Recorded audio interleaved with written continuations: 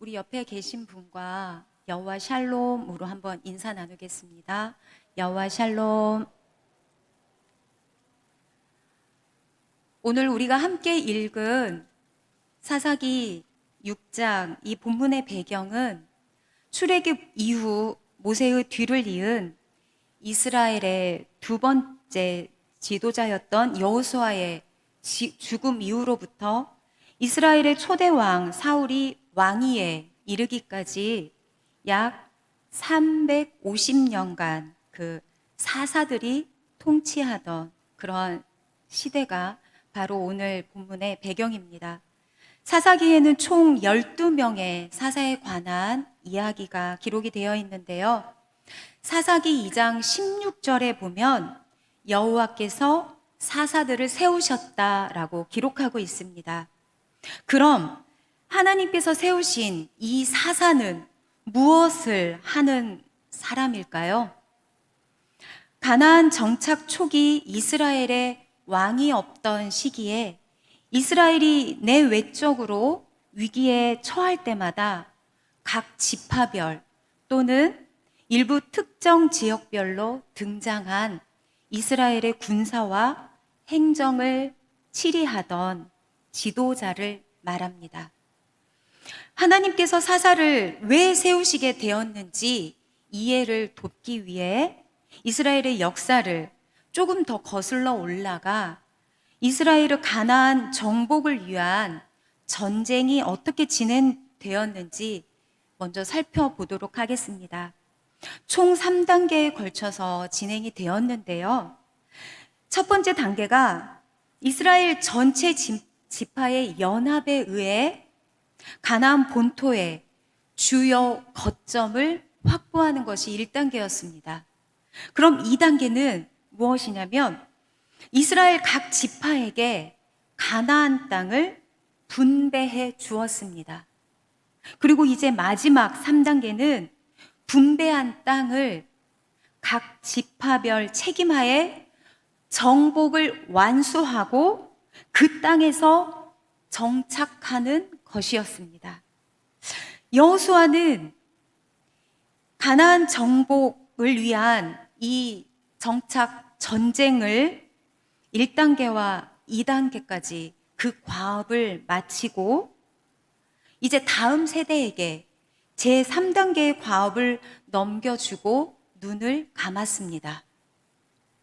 죽기 전 나이가 많은 이제 여호수아가 온 이스라엘 장로들과 수령들, 재판장, 그리고 관리들에게 그들을 불러놓고 이렇게 이야기를 합니다. 너희는 크게 힘써 모세의 율법책에 기록된 것을 다 지켜 행하라. 그것을 떠나 우로나 좌우로나 치우치지 말고 너희 중에 남아있는 백성들 중에 들어가지 말라. 그들의 신들의 이름을 부르지도 말고 그것들을 가리켜 맹세하지도 말고 또 그것을 섬겨 그들에게 절하지도 말라. 오직 하나님 여호와께 가까이 하기를 오늘까지 행한 것처럼 하라. 이렇게 당부를 거듭합니다. 이스라엘의 하나님 여호와께서는 이스라엘이 그들의 하나님께 순종하는 한 반드시 그 땅에 남은 나라들을 쫓아내시고 그 땅을 이스라엘에게 주시겠다고 약속하셨습니다. 그러므로 여호수아 이후의 세대들은 여호와의 약속을 믿고 여호수아가 당부한 말씀을 기억하여 지키고 그들에게 맡겨진 제3단계의 과업을 수행하기만 하면 그들은 약속의 땅에서 안식과 축복을 누릴 수 있었습니다.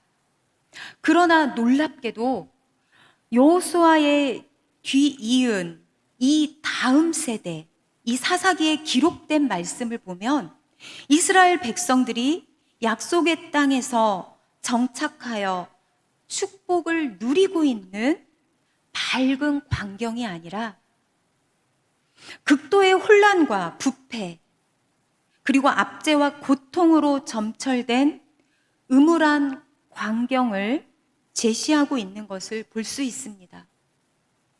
그렇다면 왜 상황이 이렇게 전개되었을까요?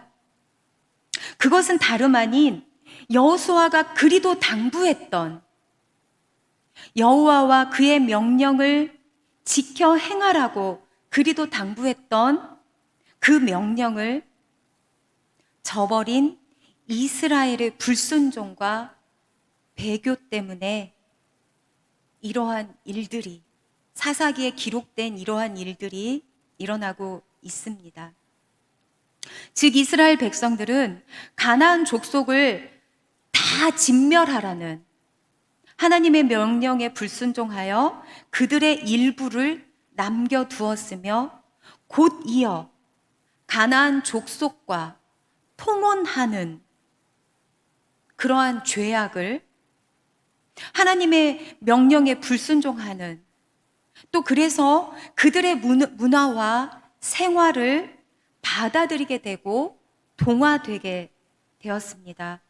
그것으로만 끝난 것이 아니라 급기야는 여호와를 버리고 그 가나안의 신인 바알과 아세라를 섬기는 배교의 길을 걷기 시작한 것입니다. 여호와의 진노로 이스라엘은 여러 나라 왕에게 넘겨져서 압제를 당하고 궁핍한 생활을 하게 됩니다. 그때마다 하나님은 사사를 세우셔서 그 땅을 평온하게 해주셨습니다. 이제 다시 본문으로 돌아와서 이제 5번째 사사인 기드온이 세워지는 이야기를 진행해 보겠습니다. 사사기 6장 1절 말씀에 보면 이스라엘 자손이 또 여호와의 목전에 악을 행하였으므로 여호와께서 7년 동안 그들을 미디안의 손에 넘겨주시니 미디안의 손이 이스라엘을 이긴지라. 미디안의 압제로 인해서 이제 궁핍함이 심한 이스라엘 자손들이 여호와께 또 부르짖기 시작합니다. 그 부르짖음을 외면하지 못하신 우리 하나님께서 이제 그 앞서 세우셨던 사사들에 이어서 5번째 사사인 기드온을 세우시기 위해 부르십니다. 그 가운데서 오늘 본문 저희가 읽은 11절에서 24절의 말씀은 하나님의 사자가 기드온에게 임하여서 기드온과 대화를 나누는 부분입니다. 이스라엘의 사사로 기드온을 부르신 오늘 말씀 가운데 하나님께서 우리에게 주시고자 하시는 말씀이 무엇인지 이제 말씀의 전반부와 후반부로 나누어서 살펴보도록 하겠습니다. 기드온의 이름은 나무 자르는 사람이라는 그러한 뜻을 가지고 있습니다. 그리고 11절 말씀에서 볼 수 있듯이 므낫세 지파의 한 작은 족속 아비셀의 사람 요아스의 아들인 것을 우리가 알 수 있습니다. 전반부에서 하나님은 지극히 평범한 자를, 아주 지극히 평범한 자를 하나님의 사람으로, 하나님의 일꾼으로 부르신다는 것을 저희가 알 수 있습니다. 여호와의 사자가 기드온에게 나타나서 다짜고짜 이렇게 말을 합니다. 큰 용사여, 여호와께서 너와 함께 계시도다. 너는 가서 너의 힘으로 이스라엘을 미디안의 손에서 구원하라. 그런데 여러분, 여호와의 사자가 기드온에게 나타났을 때 기드온은 어디에 있었을까요? 포도주를 짜는 기구인 포도주 틀에서 밀을 타작하고 있었습니다. 원래 밀 타작은 넓은 마당이나 타작을 위해서 만든 뜰에서 타작용 마차나 황소를 그 밀 위에 끌고 다니면서 하는데, 지금 기드온은 그 포도주를 짜는 그 포도주 틀에서 밀을 타작하고 있는 것을 저희가 말씀을 통해서 볼 수 있습니다. 즉, 기드온은 이스라엘 백성에게 곡식이 있다는 그 사실만 알면 남김없이 약탈해가는 미디안 사람들에게 발각되지 않으려고 몰래 숨어서 포도주 틀에서 타작을 하고 있었던 것입니다. 이러한 포도주 틀에서는 아주 소량의 곡식을 넣어 타작할 수밖에 없었습니다. 이와 같은 사실을 미루어 보았을 때 기드온은 다른 모든 이스라엘 백성들처럼 미디안 사람들을 심히 두려워하는 지극히 평범한 사람이었으며, 용기와 대담성을 타고난 용사라기보다는 그 미디안 그 적군을 두려워하는 보통 사람에 지나지 않는다는 것을 저희가 볼 수 있습니다. 그런데 그러한 기드온에게 하나님의 사자가 나타나서 큰 용사여라고 부르시며 이스라엘을 미디안의 손에서 구원하라고 말씀하고 계신 겁니다. 그러면 기드온의 답변을 한번 들어보겠습니다. 내가 무엇으로 이스라엘을 구원하겠습니까? 보십시오. 나의 집은 므낫세 중에 극히 약하고 나는 내 아버지 집에서 가장 작은 자입니다. 그렇다면 이처럼 연약하고 보잘것없는 사람이었던 기드온을 하나님께서 이스라엘을 미디안의 손에서 구원할 자로 부르신 이유는 무엇일까요?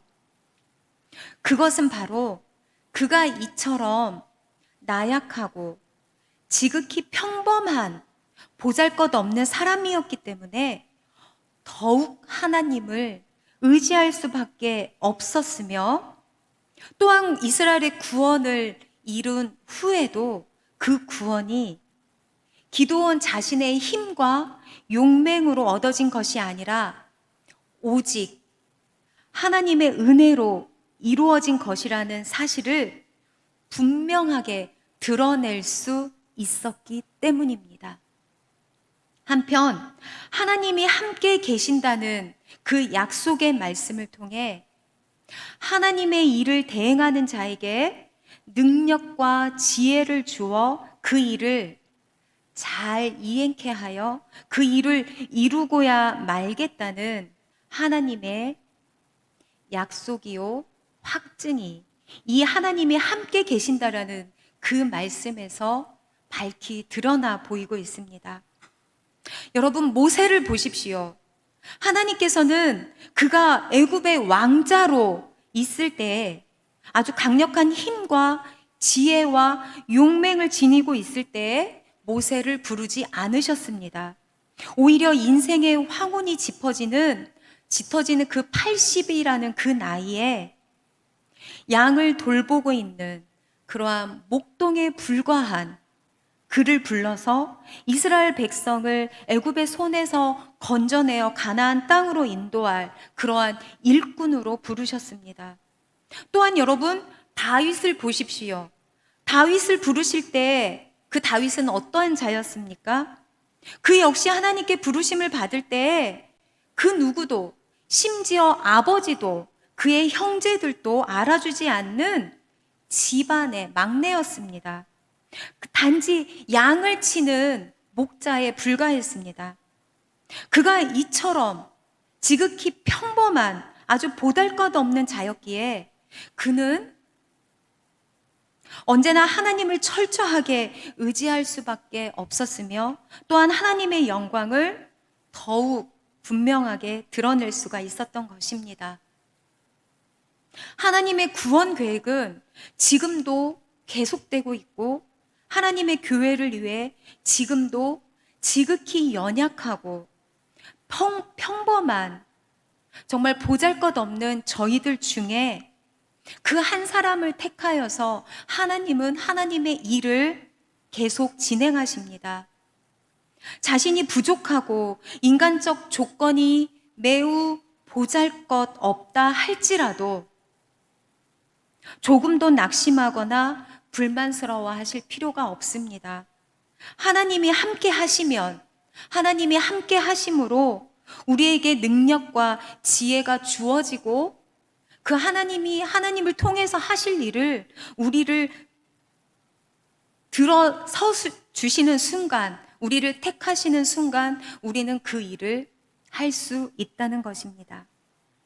이제 후반부의 말씀에서 하나님의 택한 백성에게 있어 하나님은 공포와 두려움의 대상이 아니라 평강을 주시는 분이시라는 것을 우리가 알 수 있습니다. 하나님의 계속된 그러한 부르심에 기드온은 지금 자기를 찾아와서 말씀하는 그 분, 미디안 사람 치기를 한 사람 치듯 하리라, 내가 너를 그렇게 세우겠다 말씀하시는 그 사람이, 그 분이 그 큰 능력을 행하실 수 있는 하나님이시라면 나에게, 자신에게 표징을 보여달라고 말씀을 합니다. 하나님인 것을 분명하게 믿을 수 없기 때문에 그분이 정말로 자기 조상에게 기적을 행하여 애굽에서 구원해 내신 여호와 하나님이며 또 자기와 함께 하실 분이라면 그것을 증명할 수 있는 표적을 보여달라고 요구하고 있는 것입니다. 표적을 행해달라고 말하고 나서 기드온이 여호와의 사자께 예물을 드립니다. 염소 새끼 하나로 고기와 국을 만들고 가루 한 에바로 무교병을 만듭니다. 이 예물을 가지고 온 기드온에게 여호와의 사자가 바위 위에 그 무교병을 붓고 그 고기와 국물을 부으라고 말씀을 합니다. 기드온은 그대로 행합니다. 여호와의 사자가 손에 잡은 지팡이 끝을 내밀어 고기와 무교병에 대니 불이 바위에서 나와 고기와 무교병을 살랐다고 말씀하고 있습니다. 그리고 기드온이 보는 바로 그 앞에서 여호와의 사자가 사라졌습니다. 성도 여러분, 이 모습을 지금 지켜본 자기에게 당신이 내가 미디안을 구할 수 있는 그러한 사사로 나를 지금 부르기를 원하신다라면 저에게 표적을 보여주십시오 말을 하고 있는 이 기드온에게 하나님의 사자가 기적을 보여주었습니다. 그런데 이 기적을 본 기드온의 반응은 여러분 어땠을까요? 여러분 어떠한 반응을 기대하고 계십니까? 진짜 여호와의 사자를 만나고 나서 놀라고 기뻐하는 그러한 기드온의 모습을 지금 생각하고 기대하고 계시나요? 그런데 여러분, 여기에서 반전이 시작됩니다. 기드온에게 나타났던 그분이 여호와의 사자인 줄 마음으로 이제 믿고 받아들이게 되자 기드온은 깜짝 놀라게 됩니다. 우리가 읽은 성경에는 슬프도소이다 주 여호와여 라고 기록이 되어 있지만 히브리어 원어로 살펴보면 오 주 여호와여, 오 주 여호와여, 너무 놀라고 너무 슬픔 가운데 빠진 그 기드온의 감탄사를 볼 수가 있습니다. 기드온은 조상들로부터 신앙교육을 받았기 때문에 하나님을 본 자는 죽게 될 것이라는 그 사실을 알고 있었던 것입니다.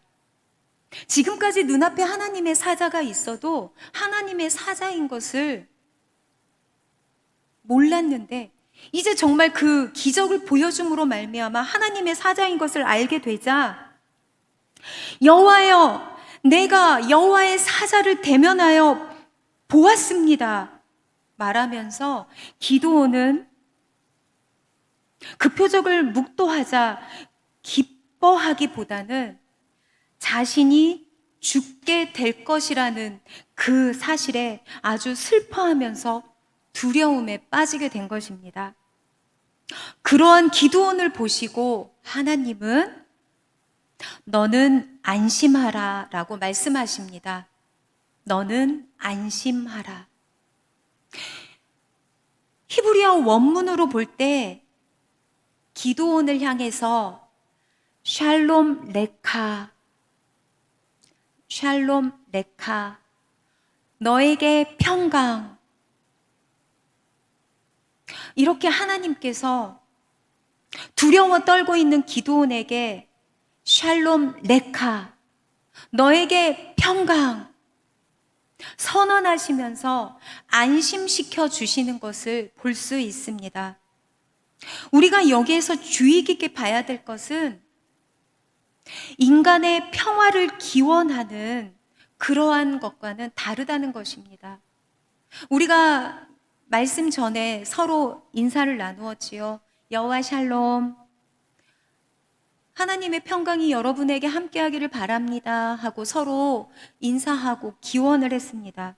그런데 여기에서 하나님께서 기드온에게 말씀하시는 샬롬 레카, 너에게 평강, 이렇게 선언하시는 것은 단순히 그렇게 되기를 바란다는 우리 인간의 그러한 기원과는 다른 것입니다.